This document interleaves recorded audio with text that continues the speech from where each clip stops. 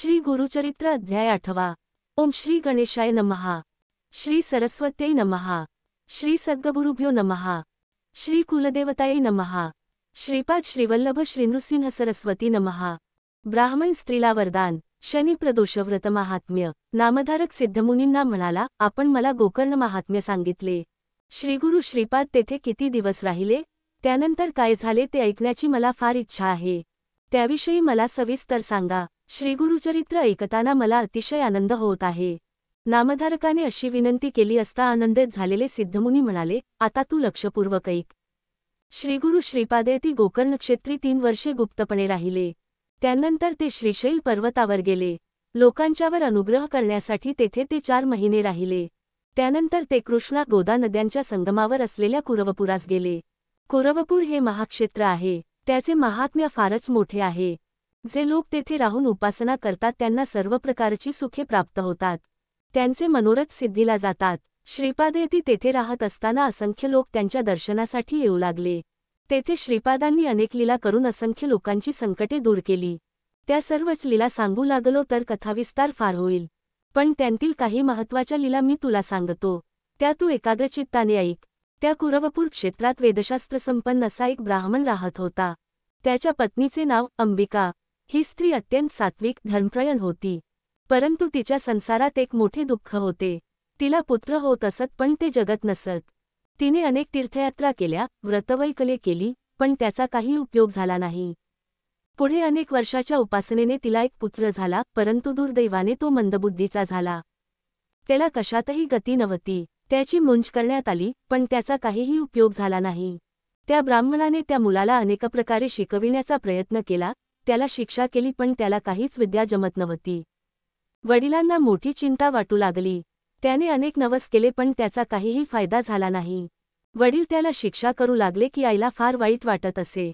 ती त्यांना म्हणे, तुम्ही त्याला विनाकारण मारू नका, तो मंदबुद्धीचा आहे, त्याला तो काय करणार? आपले हे पूर्वकर्म आहे, दुसरे काय? निदान आपला पुत्र जिवंत आहे, यातच समाधान माना. काही दिवसांनी तो ब्राह्मण मरण पावला. त्या कुटुंबावर दुःखाची कुऱ्हाडच कोसळली. पोट भरण्याची भ्रांती निर्माण झाली. भीक मागून जगण्याची वेळ झाली. मुलगा मोठा झाला, लग्नाचे वय झाले, पण त्याला मुलगी कोण देणार?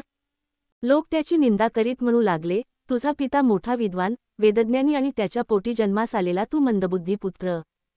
तुझा जन्म फुकट गेला. भीक मागताना लाज कशी वाटत नाही? त्यापेक्षा गंगेत जीव का देत नाहीस? ही जननिंदा ऐकून त्या मातापुत्रांना अत्यंत दुःख होत असते. तो मुलगा आईला म्हणाला, मला ही जननिंदा सहन होत नाही. त्यापेक्षा जीव दिलेला बरा. त्याच्या आईलाही जीवन नकोसे झाले. मग ती आपल्या मुलाला बरोबर घेऊन खरोखरच जीव देण्यासाठी गंगेच्या काठावर गेली. त्या दोघांनी गंगेच्या पाण्यात प्रवेश केला. त्यावेळी श्रीपादेती तेथे स्नान करीत होते. त्यांना पाहून त्या दोघांनी पाण्यातच त्यांना वंदन केले. त्या मुलाची आई म्हणाली, या गंगेत प्राणत्याग करावा अशी आमची इच्छा आहे. आत्महत्या करणे महापाप असल्याने आम्हाला सद्गती मिळावी असा आपण आशीर्वाद द्यावा. तुम्ही आत्महत्या का करीत आहात? असे श्रीपादांनी विचारले असता तिने सर्व हकीकत सांगितली. शेवटी म्हणाली, यतीवरा, आता पुढच्या जन्मी तरी तुमच्यासारखा त्रैलोक्यपूजनीय पुत्र मला प्राप्त व्हावा. तेव्हा श्रीपाद यतींनी तिला शिवाची आराधना करण्याचा उपदेश केला. ते म्हणाले, पूर्वी एकदा एका गौरणीने शिवव्रताचे आचरण केले, त्यामुळे त्यांच्या कुळात श्रीकृष्णाचा अवतार झाला. असे सांगून त्यांनी तिला शनिप्रदोषाचे व्रत करण्यास सांगितले. मग त्यांनी उज्जयिनी नगरातील एक प्राचीन कथा सांगितली. श्रीपाद यती म्हणाले, ही कथा आहे उज्जयिनी नगरातील. एकदा त्या नगरात एक मोठी अद्भुत कथा घडली. त्या नगरात चंद्रसेन नावाचा एक धर्मशील राजा होता. मणिभद नावाचा त्याचा मित्र होता. तो भगवान शंकराची उपासना करीत असे. त्याच्या भक्तीने प्रसन्न झालेल्या शंकरांनी त्याला एक अद्भुत तेजस्वी मणी दिला. त्या मण्याच्या स्पर्शाने लोखंडाचे सोने होत असे. इतकेच नव्हे तर पाषाणाचेही सोने होत असे. तो मणी म्हणजे चिंतामणीच होता. जे चिंतावे ते त्या मण्याच्या प्रभावाने प्राप्त होत असे. असा तो मणी मणिभद गळ्यात धारण करीत असे. इंद्रसेन आणि मणिभद मित्र असल्यामुळे इंद्रसेनही तो मणी गळ्यात धारण करीत असे. तो अद्भुत मणी आपल्याला मिळावा असे अनेकांना वाटत असे. अनेक राजांनी तो मणी विकत मागितला, पण इंद्रसेनाने त्याला साफ नकार दिला. त्याने तो मणी अगदी गुप्त ठिकाणी सुरक्षित ठेवला होता. इंद्रसेन तो मणी बऱ्याबोलाने देत नाही हे पाहून इतर राजेलोकांनी युद्ध करून तो मणी हिरावून घेण्याची धमकी दिली. पण इंद्रसेनाने त्या धमकीला जुमानले नाही. मग इतर राजांनी सैन्यासह उज्जैनीवर स्वारी केली व नगरला वेढा घातला. त्या दिवशी शनिवार त्रयोदशी होती. संध्याकाळी तो निश्चिंत मानाने भगवान शंकराची पूजा करण्यास बसला. मोठ्या थाटात त्याची पूजा चालू होती. राजा इंद्रसेन महाबळेश्वर शिवलिंगाची अगदी शांत चित्ताने पूजा करीत होता. त्याचवेळी काही गवळणी आपल्या मुलांना घेऊन मंदिरात चाललेली ती पूजा पाहून आपणही अशीच पूजा करूया असे म्हणून गवळ्यांच्या मुलांनी बाहेर मोकळ्या जागेत दगड मांडून शिवलिंग, मंदिर, खांब, पाने, फुले, बिल्वपत्रे इत्यादी सगळे काही दगडांचेच कल्पून लुटूपुटूची शिवपूजा सुरू केली. काही वेळाने गवळणी परत गेल्या. थोड्या वेळाने त्या परत आल्या व आपापल्या मुलांना भोजनासाठी म्हणून घरी घेऊन गेल्या. परंतु एक मुलगा मात्र पूजा टाकून गेला नाही. तो पूजा करण्यात गढून गेला होता. डोळे मिटून शिवध्यान करीत होता. त्याची आई परत आली. ती आपल्या मुलाला रागारागाने घराकडे ओढत नेऊ लागली, पण तो मुलगा पूजा टाकून जाण्यास तयार होईना. तेव्हा त्या मुलाच्या आईने रागाने ती पूजा मोडून टाकली. त्यामुळे तो मुलगा रडू लागला. गडाबडा लोळू लागला. तेथील दगडावर डोके आपटून प्राण देण्याचा त्याने निश्चय केला. अत्यंत शोकाकुल होऊन बेशुद्ध पडला. त्या मुलाची भोळीभाबडी भक्ती पाहून प्रसन्न झालेले शंकर तेथे प्रकट झाले. त्यांनी रत्नखचित शिवलिंग निर्माण केले. मग त्या मुलाला प्रेमाने जागे करून वर मागण्यास सांगितले. मुलाने डोळे उघडून समोर पाहिले तो प्रत्यक्ष भगवान शंकर स्मितहास्य करीत उभे होते. भोवती भव्य रत्नखचित शिवमंदिर सूर्यतेजाप्रमाणे चमकत होते. ते पाहून आश्चर्यचकित झालेला तो मुलगा शिवचरणांवर मस्तक ठेवून हात जोडून म्हणाला, भगवंत, माझ्या आईवर रागावू नका.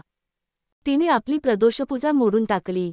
तिला क्षमा करा. त्या मुलाने अशी प्रार्थना केली असता भगवान शंकर अधिकच प्रसन्न झाले आणि म्हणाले, बाळा, तू चिंता करू नकोस. मी तुझ्या आईवर मुळीच रागावणार नाही.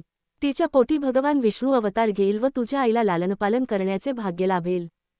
तुमच्या वंशाची भरभराट होईल. तुझ्या मनात जी जी इच्छा असेल ती पूर्ण होईल. असे सांगून भगवान शंकर त्या लिंगात गुप्त झाले. मात्र ते रत्नखचित मंदिर जसेच्या तसे राहिले. त्या मंदिराचा कोटीसूर्यासम दिव्यप्रकाश नगराबाहेर पसरला होता. ज्या राजांनी नगरला वेढा घातला होता ते दिव्यप्रकाश पाहून चकित झाले. त्यांच्या मनातील राग, द्वेषभावना नाहीशा झाल्या. ते शिवदर्शनासाठी नगरात आले. इंद्रसेन राजा मोठा पुण्यवंत आहे. त्याला विरोध करणे योग्य नाही असा विचार करून ते इंद्रसेनाला भेटावयास गेले. इंद्रसेनाने त्या सर्वांचे मोठ्या प्रेमाने स्वागत केले. मग राजा इंद्रसेनाने सर्वांना बरोबर घेऊन मोठ्या प्रेमाने स्वागत केले. त्यानंतर राजा इंद्रसेन सर्वांना बरोबर घेऊन ते रत्नखचित शिवमंदिर पाहण्यासाठी गेला. त्याचेवेळी त्या गवळ्याचे घरही रत्नखचित झाले होते. ते पाहून सर्वांना आश्चर्य झाले. राजाने त्या गवळ्याच्या मुलाची चौकशी केली असता त्याने सगळी हकीकत सांगितली. ती ऐकून आनंदित झालेल्या सर्वांनी त्या मुलाला अनेक भेटवस्तू दिल्या. मग सर्व राजे स्वस्थळी निघून गेले. प्रदोषकाळी केलेल्या शिवपूजनाचे हे फळ आहे हे राजाला समजले. त्याला अतिशय आनंद झाला. तो मुलगा आपल्या घरी गेला. तो आईला म्हणाला, आई, तुझ्या पोटी नारायणाचा अवतार होणार आहे असे भगवान शंकरांनी वरदान दिले आहे. प्रदोषकाळी तू शिवपूजा पाहिलीस त्यामुळे शंकरांनी तुला क्षमा करून हा वर दिला आहे. ही कथा सांगून श्रीपाद त्या ब्राह्मण स्त्रीला म्हणाले, तू सुद्धा प्रदोषपूजा कर. तुला माझ्यासारखा पुत्र होईल. तू कसलीही चिंता करू नकोस. मनात शंकाही बाळगू नकोस. असे बोलून श्रीपादांनी त्या स्त्रीला अनेक आशीर्वाद दिले. मग त्यांनी त्या स्त्रीच्या मतिमंद मुलाला जवळ बोलावून त्याच्या मस्तकावर वरदहस्त ठेवला. त्याच क्षणी त्याच्या ठिकाणी सर्व ज्ञान प्रकट झाले. तो मुलगा आता अत्यंत तेजस्वी दिसू लागला. त्या स्त्रीला अतिशय आनंद झाला. ती श्रीपादांना म्हणाली, आज मला रूपाने प्रत्यक्ष परमेश्वरच भेटला. पुढील जन्मी मला तुमच्यासारखा पुत्र होईल असा वर मला दिला आहे. त्याबद्दल माझ्या मनात तिळमात्र शंका नाही. त्या स्त्रीने श्रीपादांना प्रत्यक्ष शंकर मानून नित्य प्रदोषकाळी त्यांची पूजा करण्याचे व्रत घेतले. तिच्या पुत्राचाही पुढे विवाह झाला. त्यालाही पुत्रपौत्रादी सर्व काही प्राप्त झाले. नामधारकाला ही कथा सांगून सिद्धयोगी म्हणाले, श्रीगुरु असे कृपावंत, दयावंत आहेत. ते आपल्या भक्तांचे सर्वतोपरी रक्षण करतात. अशा रीतीने श्रीगुरुचरित्रामृतातील ब्राह्मण स्त्रीला वरदान शनिप्रदोष व्रत महात्म्य नावाचा अध्याय 8वा समाप्त.